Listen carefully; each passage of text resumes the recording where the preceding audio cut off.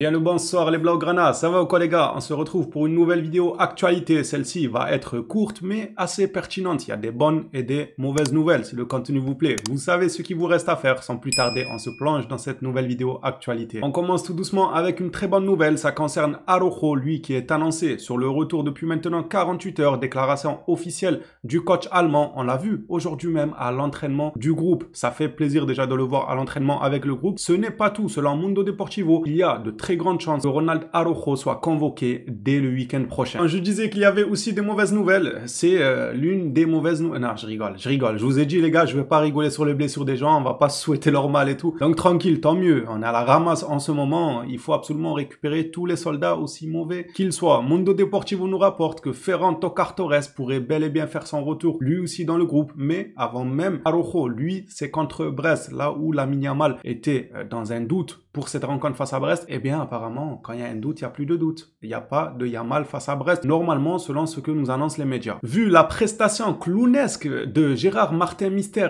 hier face au Celta, le club a vite changé ses plans en donnant un peu plus de confiance à Hector Fort. Hector Fort devance désormais Gérard Martin dans la hiérarchie de flics. Et comment, les gars? Et comment? On l'a vu à la trêve, avant même la saison, on l'a vu, il y a une décennie qu'on a vu que Hector Fort avait au moins... Je ne dis pas que c'est Roberto Carlos, hein, les gars. S'il fait des matchs et qu'il venait à ne pas performer ou quoi que ce soit, faudra pas venir nous dire, oui, bah alors votre Hector, vous l'avez voulu. Non, on le veut parce qu'on n'a pas le choix, en fait. On y voit un meilleur potentiel qu'un Gérard Martin Mister. C'est ça, en fait, l'effet, rien que l'effet. C'est que lui, il est meilleur que Martin Mister. S'il fait de mauvaises prestations, eh bien, ça sera comme tout joueur. On ne l'annonce pas non plus comme un crack ultime, mais il a un certain potentiel. Lui, s'il évolue, il peut très bien servir à ces postes-là, vu qu'on sait qu'il peut jouer sur les deux côtés. Ça peut être un très bon élément, car il a le potentiel. On le voit. Ça saute aux yeux qu'il a un toucher de balle. Là où Martin Mister, moi, ça saute pas aux yeux. Il faut vraiment m'apporter sous mes yeux, justement, d'où vous trouvez que ce joueur-là a une certaine qualité qu'il faut travailler. Je ne la vois pas. J'ai beau me donner à fond en me concentrant bien sur ce qu'il fait durant le match. Pour le moment, je n'arrive pas à avoir une qualité. Je suis évidemment content de cette nouvelle, en espérant qu'Hector Fort saisira sa chance pour continuer à gratter des minutes de temps de jeu. Bon, ça va pas être bien compliqué vu les prestations de Martin Mister, surtout la dernière mi-temps là face au Celta. C'était cataclysmique, mais à un niveau. La réelle mauvaise nouvelle, c'est celle-ci. Diario As nous rapporte que Lamine Yamal ne jouera pas face à Brest. Il y a encore quelques jours, je vous annonçais que le joueur était dans le doute. Peut-être qu'il allait débuter sur le banc, mais sans forcément rentrer ou bien avoir quelques minutes de temps de jeu. Eh bien, c'est tombé aujourd'hui. Le joueur a pris part à l'entraînement collectif pour tester un peu les sensations qu'il avait. Il en est ressorti que le jeune Espagnol ressentait une gêne à la cheville. Autant pas prendre de risques malgré que on voit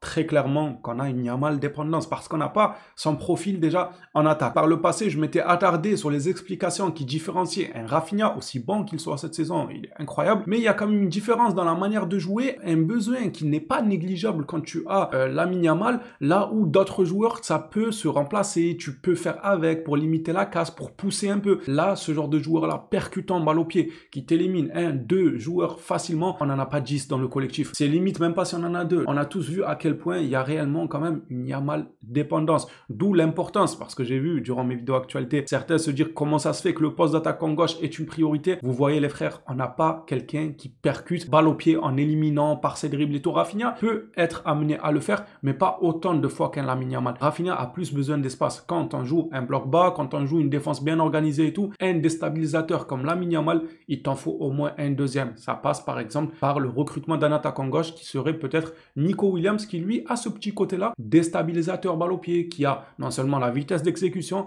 mais aussi le panel technique. Voilà pourquoi c'est l'une des priorités du Barça, l'attaquant gauche. Ils le savent que sans Yamal, il n'y a personne pour aller percuter réellement. On termine cette vidéo actualité toujours avec Mundo Deportivo. C'est eux qui nous ont rapporté le plus d'informations aujourd'hui. Ce lundi, on aura un peu plus de précision sur le cas Baldé. Après l'entraînement, il sera décidé si l'arrière gauche absent à Vigo en raison d'une gêne aux ischio-jambiers reviendra mardi contre Brest. Lui, c'est pareil, autant ne pas le précipiter parce que on n'a pas de quoi faire, on n'a pas de quoi remplacer. Et c'est pareil, c'est pas non plus le plus étincelant, mais parmi les joueurs qu'on a, c'est le plus rassurant quand même. Ça sert à rien de brusquer son retour, autant faire avec Hector Fort. Je vais même pas m'amuser à dire, bon, on n'a pas besoin de Baldé, on n'a pas besoin de Yamal pour battre Brest. Forcé de constater que les dernières rencontres, à chaque fois que j'ai dit, bon, on a quand même les qualités pour aller battre Vigo quand même, non? Au final, ça m'a donné tort. On n'a pas battu Vigo sans Lamine Yamal. Donc j'ai même pas envie de dire, oh, quand même, on a Lewandowski, on a Rafinha, on a Pedri, on a Olmo, tout ce beau monde pour aller battre Brest. On n'a pas quand même besoin d'aller précipiter le retour de Baldé, de Yamal pour battre Brest. J'ai même pas envie de le dire ça, parce qu'à chaque fois que je l'ai dit,